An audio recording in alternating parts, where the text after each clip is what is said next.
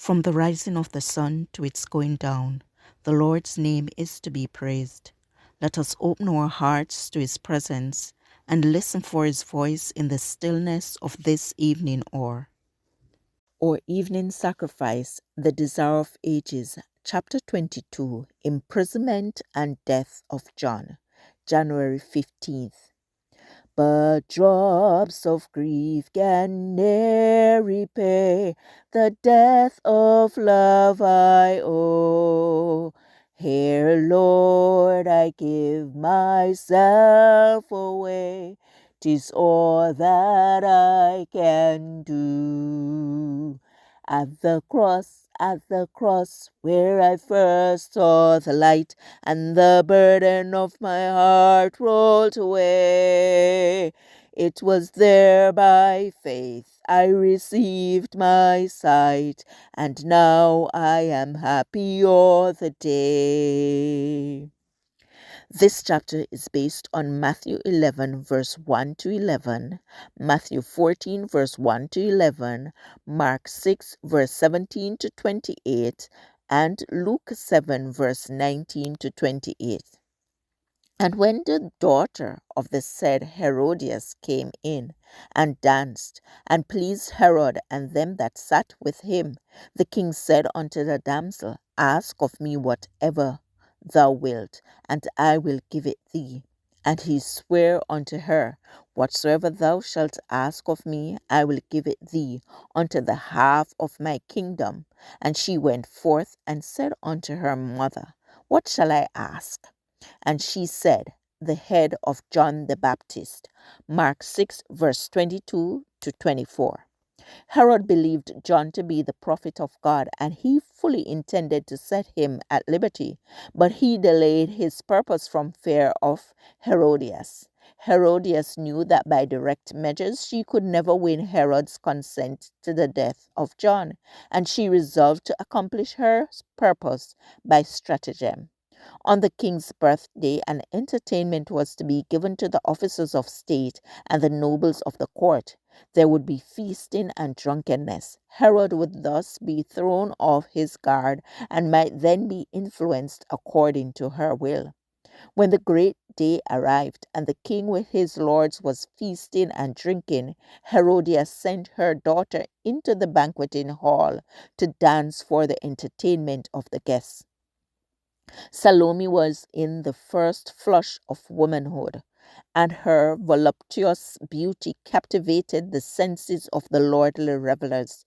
It was not customary for the ladies of the court to appear at these festivities, and a flattering compliment was paid to Herod when this daughter of Israel's priests and princes danced for the amusement of his guests. The king was dazed with wine.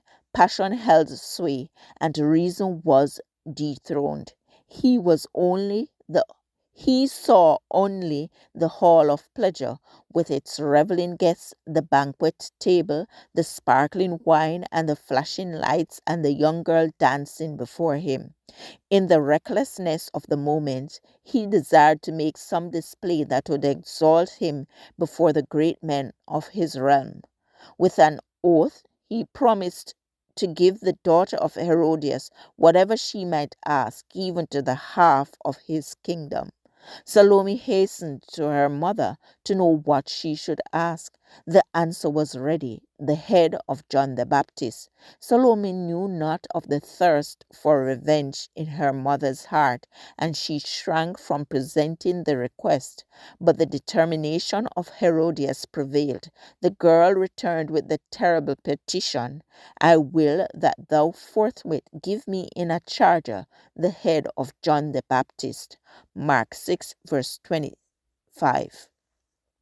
Herod was astonished and confounded. The riotous mirth ceased, and an ominous silence settled down upon the scene of revelry. The king was horror-stricken at the thought of taking the life of John, yet his word was pledged. and he was unwilling to appear fickle or rash. The oath had been made in honor of his guests, and if one of them had offered a word against the fulfillment of his promise, he would gladly have spared the prophet. He gave them opportunity to speak in the prisoner's behalf. They had traveled long distances in order to hear the preaching of John, and they knew him to be a man without crime and a servant of God. But though shocked at the girl's demands, they were too besotted to interpose a remonstrance. No voice was raised to save the life of heaven's messenger. These men occupied high positions of trust in the nation, and upon them rested grave responsibilities. Yet they had given themselves up to feasting and drunkenness until the senses were benumbed. Their heads were turned with the giddy scene of music and dancing, and conscience lay dormant. By their silence they pronounced the sentence of death upon the prophet of God to satisfy the revenge of an abandoned woman. This passage was taken from The Desire of Ages, page 220 to 222. Pacific Press Publishing Association, copyright 2005, or Evening Sacrifice, January 15th.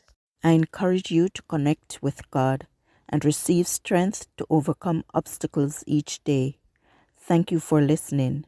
Please join us tomorrow as we offer up our evening sacrifice.